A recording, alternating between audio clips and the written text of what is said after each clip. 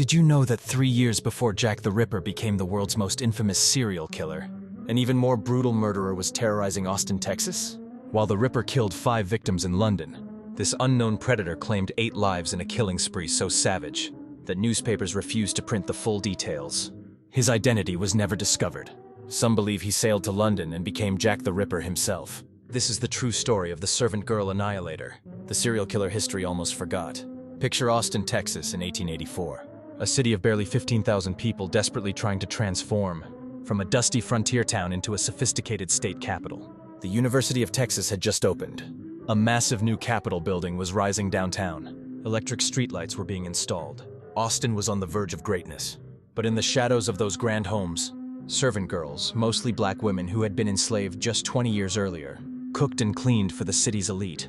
They had no locks on their doors. The police force consisted of just 12 men, and a predator was watching.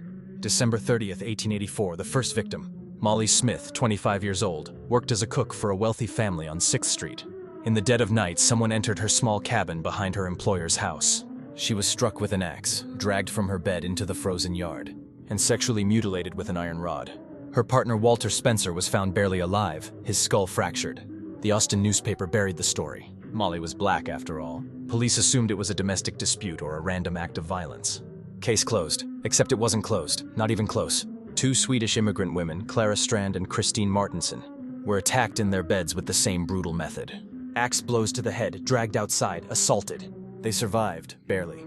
Now Austin paid attention. May 6, 1885, Eliza Shelley, a 30-year-old black cook, was murdered, bludgeoned and mutilated. 3 weeks later, Irene Cross. Her throat was slit and, according to reports, her heart was surgically removed through a 3-inch incision.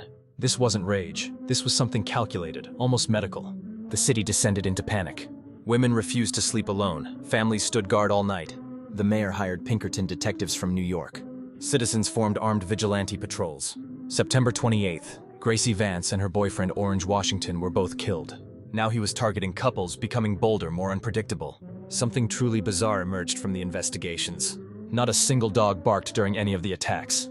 In neighborhoods where dogs should have raised alarm, there was only silence. Some in the black community whispered about supernatural powers. Voodoo practitioners sold protective charms. Fear turned into mass hysteria. The authorities were baffled. The police chief insisted multiple killers must be responsible. There was no way one man could commit such varied atrocities. But a local journalist named William Sidney Porter, he coined the nickname that stuck, the Servant Girl Annihilator. By December 1885, Austin thought it was over. 2 months had passed since the last murder.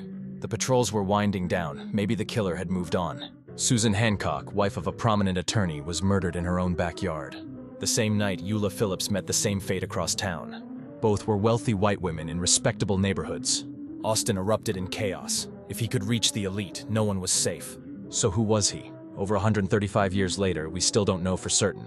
But the suspects are fascinating. Nathan Elgin, a young black man who worked near several crime scenes, was shot and killed by police in February 1886 while allegedly attempting another assault. Then there's Maurice, a Malaysian cook who worked at the Pearl House Hotel on Congress Avenue, right in the center of all the murder locations. According to witnesses, Maurice made disturbing comments about women. He told a co-worker he was taking a steamship to London, using strikingly similar methods. A renowned psychiatrist named Dr. Charles Edward Spitzka publicly stated that the same hand that committed the Whitechapel murders committed the Texas murders.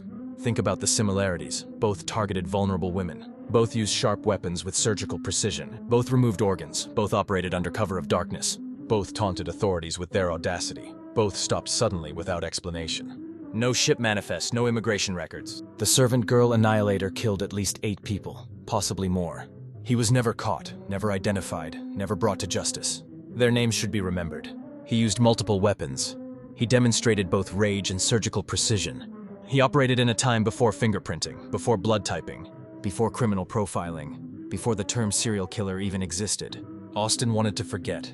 The murders were bad for business, bad for the city's image as it tried to become sophisticated and modern. Within a few years, the story faded from memory. But the Servant Girl Annihilator deserves to be remembered, not celebrated, but studied. He was America's first documented serial killer, a monster who proved that evil doesn't need a face to terrorize a city. And somewhere out there, in an unmarked grave or lost to history, lies the body of a man who got away with murder 8 times, maybe more. The Midnight Assassin, the Servant Girl Annihilator. America's first serial killer, and quite possibly Jack the Ripper himself.